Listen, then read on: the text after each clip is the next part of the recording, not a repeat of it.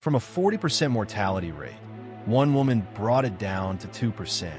Florence Nightingale, although born into a wealthy family, she chose battlefield nursing. During the Crimean War, she cleaned hospitals that had been soiled by the war. She ensured thorough hygiene. At night, she walked among the wounded with a lamp in her hand. Soldiers called her the Lady of the Lamp.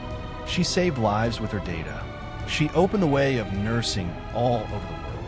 She was the mother of modern nursing.